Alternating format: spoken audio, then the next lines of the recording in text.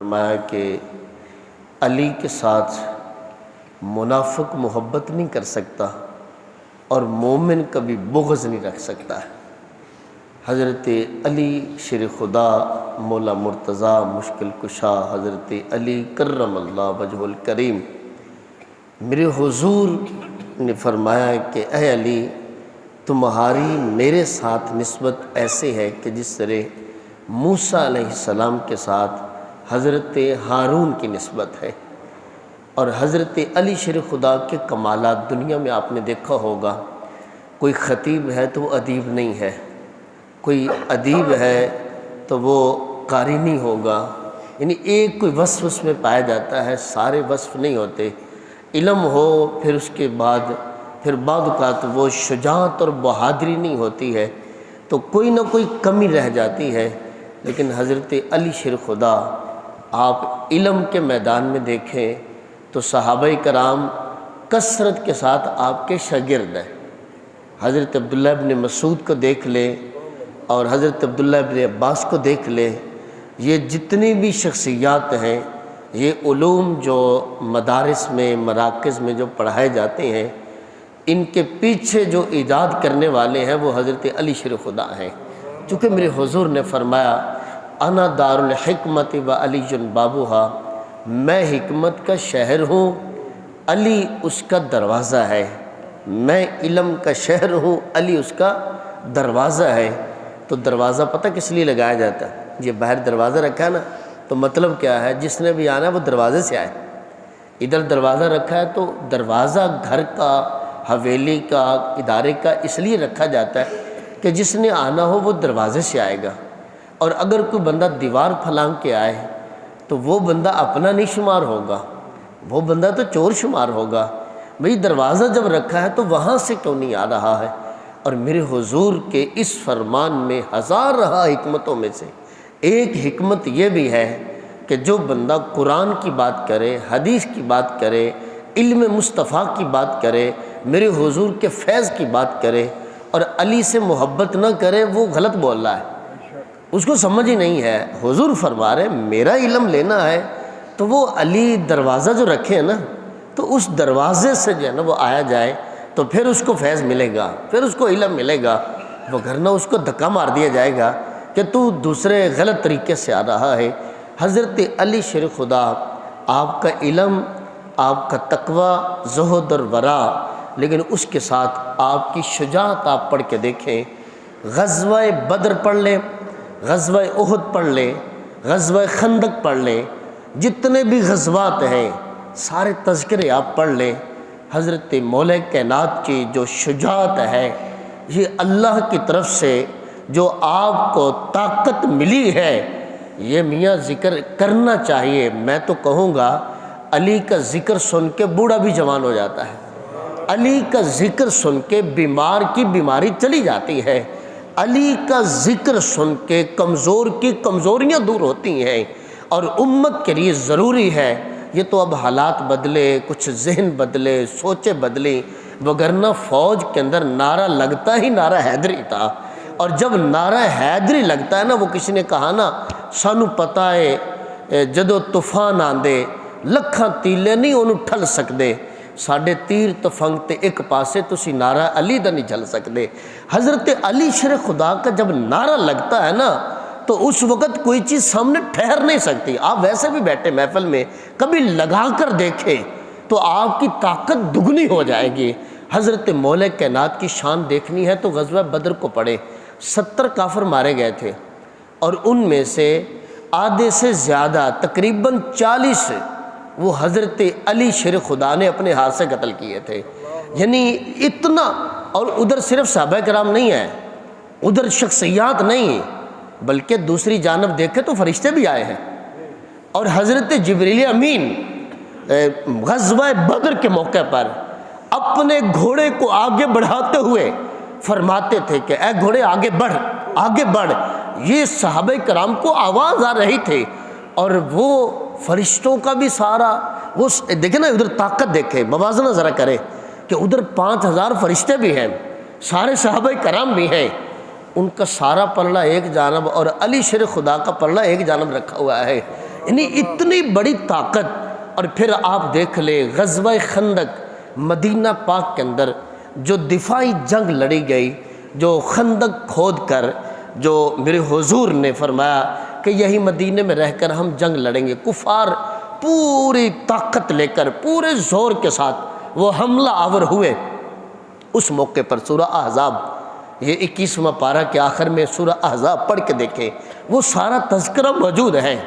اور عمر ابن عبد ود وہ اتنا اکھڑ مزاج تھا، وہ اتنا اپنے آپ کو، اس کو اپنی ذات پر اتنا گھمنڈ تھا، اتنا اعتماد تھا کہ وہ خندق کو پھلانگ کر آگے بڑھ گیا۔ جب خندق سے گزر کر آگے آیا تو اس وقت قرآن مجید میں ہے کہ صحابہ کرام کے اندر اضطراب پیدا ہو گیا کہ اب یہ کیا بنے گا۔ اور آگے گزر کے اس نے کہا اس وقت کہ اے محمد صلی اللہ علیہ وسلم، کوئی ہے میرے مقابلے کا تو آج پھر نکالے نا، آج پتہ چلے کہ کوئی تمہارے اندر کوئی ہے، کوئی ایسا جو میرا مقابلہ کر سکے۔ حضرت علی شیر خدا اٹھے جلدی سے نا کہ حضور حکم کرے۔ میرے آقا نے فرمایا نہیں علی ایک منٹ ٹھہر جاؤ۔ اور پھر میرے حضور نے دیکھا ساری صفوں کی جانب دیکھ کر فرمایا کہ من کان لحاظر قلب، حضور رحمت للعالمین ہے۔ کبھی حضور نے یہ جملہ نہیں فرمایا، لیکن اس موقع پہ فرمایا کہ کون ہے جو اس کتے کا منہ بند کرے گا۔ اور اس موقع پر پھر حضرت علی کی عمر بالکل ہولی تھی، اس وقت 21-22 سال کے قریب عمر تھی۔ اور حضرت علی پھر اٹھنے لگے تو فرمایا نہیں علی ٹھہرو ایک منٹ، تاکہ پتہ چل جائے اس موقع پہ آج قوم کام کرتا ہے۔ حضور نے نا ساری وضاحت کرنی تھی۔ حضور 3 بار حضور نے حضرت علی کو روکا ہے۔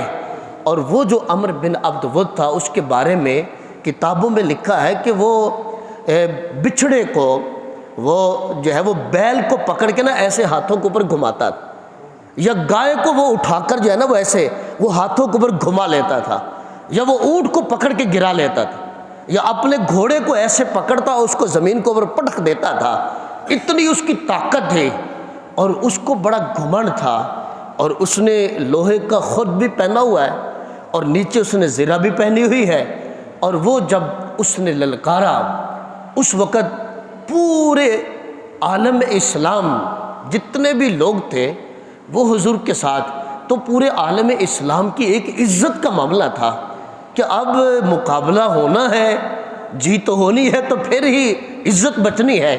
اور پھر حضرت علی شیر خدا چوتھی بار جب اٹھے نا تو میرے حضور نے فرمایا اے علی آپ بار بار اٹھ رہے ہیں، یہ بھی پتہ ہے آگے ہے کون؟ وہ عمر بن عبد ود ہے۔ وہ اکیلا 1000 سے کم لڑنا توہین سمجھتا ہے، وہ کہتا ہے میرے ساتھ 1000 کا مقابلہ کرواؤ۔ تو حضرت علی بولے حضور عمر ہے تو کوئی بات نہیں، کیا ہوا وہ عمر ہے تو ادھر بھی تو علی ہے نا، تو پھر پتہ چلے گا، دنیا دیکھے گی کہ آج پھر کیا ہوتا ہے۔ وہ میدان دیکھیں اور سورہ احزاب پڑھیں، وہ مدینہ پاک میں جا کر وہ زیارت کریں۔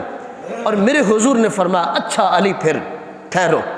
میرے حضور نے ان کا امامہ شریف اتارا، حضرت علی کے سر پہ جو امامہ تھا اس کو اتار کے اپنا امامہ علی کے سر پر رکھا اور زمانے کو بتایا کہ دیکھو، حال حضرت کا وہ شعر ہے نا کہ سر پہ رکھنے کو جو مل جائے نالے پاکی حضور، نقشے نالے پاکی حضور، پھر کہیں گے تاجدار ہم بھی ہیں۔ حضور کے نالین کا نقش مل جائے وہ ہم سر پہ رکھیں تو میاں ہم تاجدار بن جائیں۔ تو میں پوچھتا ہوں حضور کے جوڑوں کی عزت اتنی ہے، حضور کے نالین پاک کی شان اتنی ہے، کسی کو مل جائے وہ تاجدار بنتا ہے۔ جس آقا کے جوڑوں کی عزت کو کوئی نہیں بیان کر سکتا ہے، اس آقا کے امامے کی شان کا مقابلہ کون کر سکتا ہے؟ اور حضور نے حضرت علی کے سر پہ امامہ رکھا اس لیے ہے، اے زمانے والوں بحثوں میں نہ پڑھنا۔ تم بعد کا ہوتا ہے نا جی وہ فلاں ذکر کرتے ہیں، وہ فلاں، حضرت علی کے فلاں کے ہیں، ہمارے نہیں ہیں۔ ارے میاں ہمارے ہیں علی، اور میرے حضور نے امامہ اس لیے رکھا کہ تاکہ تمہیں پتہ ہو، اور کچھ نہ صحیح تو حضور کے امامے کا تو حیا ہونا چاہیے، اور حضور کے امامے کی شان کا تقدس اس کا خیال کرنا چاہیے۔ میرے حضور نے امامہ شریف حضرت علی کے سر پہ رکھا، اور پٹکا اپنا لے کے نا جو کمر میں بندھا ہوا تھا وہ پٹکا کھول کے حضرت علی کی کمر کے اندر باندھا، اور پھر میرے حضور نے اپنی تلوار دی حضرت علی کو، فرمایا علی یہ لو، یہ تلوار لو، اور تیار کر کے میرے حضور نے بھیجا عمر بن عبد ود کے مقابلے کے اندر۔ اور حضرت علی شیر خدا جب آپ گئے، قرآن مجید میں ہے کہ صحابہ کرام اس وقت دل بھی دھڑک رہے تھے اور گلے بھی دھڑک رہے تھے کہ اب کیا بنے گا، اب اس مشکل مرحلے میں کیا جو ہے نا وہ بنتا نظر آ رہا ہے۔ حضرت علی پاک آپ گئے اور عمر بن عبد ود کے سامنے جب جا کر مقابلہ شروع ہوا تو عمر بن عبد ود نے جب پہلا وار کیا، علی شیر خدا نے اس کو ڈھال کے اوپر روکا، لیکن آپ کے قدم زمین میں دھنسے، اور اس کا اتنا سخت وار جب علی شیر خدا عمر بن عبد ود کے ساتھ آمنا سامنا ہوا، مقابلہ ہوا، تو میرے حضور نہ دوڑ کر جلدی سے حضور، وہ دیکھیں نا وہ مسجد صلاح اور اس کے ساتھ ہی مسجد فتح بنے، وہ اونچے ٹیلے پر، اونچے وہ پہاڑی کے اوپر وہ زیارت کر کے آئے نا، تو وہ اونچی جگہ پہ بنے، اور میرے حضور جلدی سے وہاں چڑھے۔ اوپر چڑھ کے نا میرے آقا نے بلند آواز کے ساتھ فرمایا کہ لوگو برز الایمان کلہ مع الکفر کلہ، آؤ دیکھو دیکھو آج سارا ایمان سارے کفر کے ساتھ لڑ رہا ہے۔ فرمایا آج علی کا نام حضور ایمان لے کے بلا رہے ہیں، فرمایا برز الایمان کلہ مع الکفر کلہ، اور پھر حضرت علی شیر خدا اس کا وار روک کے فرمایا کہ لو پھر اب علی کی تلوار آتی ہے۔ اور جب حضرت علی کی تلوار فضا کے اندر لہرائی، بجلی چمکی، گرد اڑی اور گھوڑے دوڑے، اور علی شیر خدا نے ایسی ضرب لگائی اتنے زور کے ساتھ۔ حضرت علی کو شیر خدا ویسے نہیں کہا جاتا، ان کی زندگی پڑھے میاں، ان کی زندگی پڑھیں گے تو آپ کو پیار آئے گا۔ اور میرے حضور نے فرمایا علی کی محبت گناہوں کو اس طرح کھا جاتی ہے جس طرح سوکھی لکڑی کو آگ جلا دیتی ہے۔ اور حضرت علی شیر خدا جب آپ کی تلوار آئی نا تو اس نے جو سر پر وہ لوہے کا خرد پہنا ہوا تھا، حفاظ تھی ہیلمٹ کے طور پر، آپ کی تلوار اس پہ لگی تو اس کو کاٹ کر گلے تک آئی، پھر گلے کو کاٹتے ہوئے نیچے زرہ کو کاٹا، جسم کو کاٹا، اور اس کے جسم کے دو ٹکڑے کر کے پھر گھوڑے پر چلی، پھر گھوڑے کو کاٹا، اور گھوڑے کو کاٹتی ہوئی وہ تلوار جب زمین تک جا کر پہنچی اور زمین کے اندر دھنسی تو حضور نے فرمایا کہ لوگو ضربت علی یوم الخندق افضل من عبادت الثقلین، فرمایا پوری دنیا میں جن و انس کی جتنی عبادتیں ہیں وہ ساری ایک طرف ہو جائیں، میرے علی کی ایک تلوار کی ایک ضرب کا مقابلہ نہیں کر سکتی ہیں۔ فرمایا ان سے افضل یہ ایک ضرب ہے۔ اور حضرت علی شیر خدا کی یہ تلوار دیکھ کے، یہ کاٹ دیکھ کے دنیا حیران ہے۔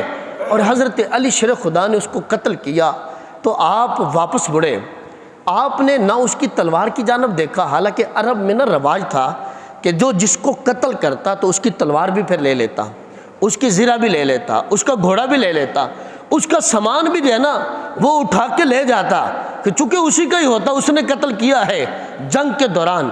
حضرت علی شیر خدا نے اس کی تلوار بڑی قیمتی تھی عمر بن عبد ود کے، وہ اوپر جو ہے نا وہ موتیوں کا جڑاؤ کر کے سونے کے نقش و نگار بنے ہوئے تھے۔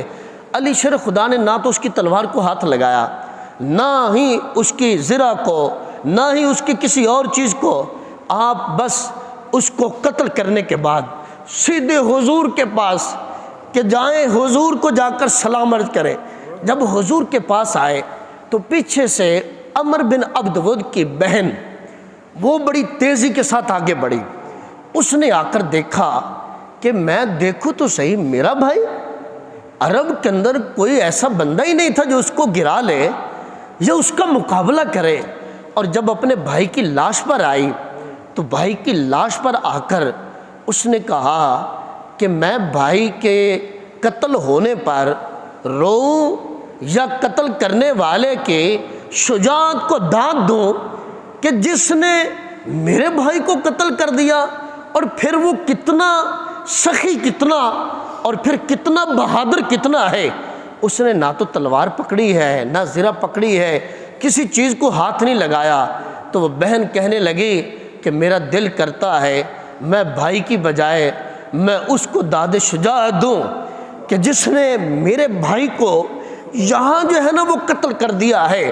تو میاں حضرت علی شیر خدا قرآن پڑھ کے دیکھیں کہ آپ نے پورے عالم اسلام کی عزت اس موقع پر جو رکھی ہے، اس لیے میرے حضور فرما رہے ہیں کہ سارا ایمان سارے کفر کے ساتھ لڑ رہا ہے۔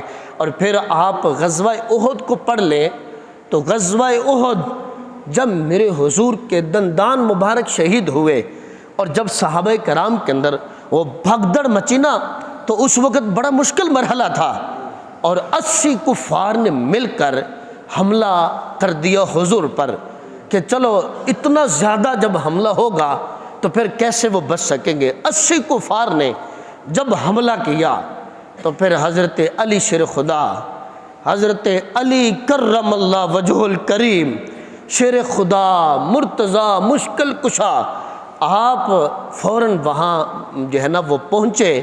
پھر آپ نے تلوار چلائی، پھر 80 لوگوں کا مقابلہ کیا، پھر ایسے مقابلہ کیا کہ حضور کے چفیر گھومتے تھے، تلوار کو چلاتے تھے، اور جب یہ کفار کو بھگایا، ان کے حملے کو ناکام کیا، کچھ قتل ہوئے کچھ بھاگ گئے۔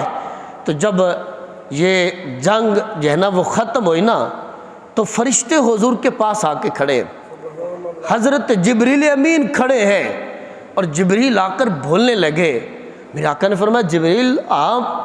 کہا حضور آسمانوں پہ فرشتوں نے دیکھا کہ آج علی لڑ کیسے رہے ہیں، آج علی کی شجاعت کو اور علی کی مہارت کو دیکھا، تو فرشتے بھی اشش کر رہے ہیں اور فرشتے بھی داد دے رہے ہیں۔ جبریل امین بولے حضور پھر رہا نہ گیا تو میں اجازت لے کے آ گیا کہ میں آج زمین پر جا کر علی کی جو ہے وہ شجاعت کو داد دے کے آؤں۔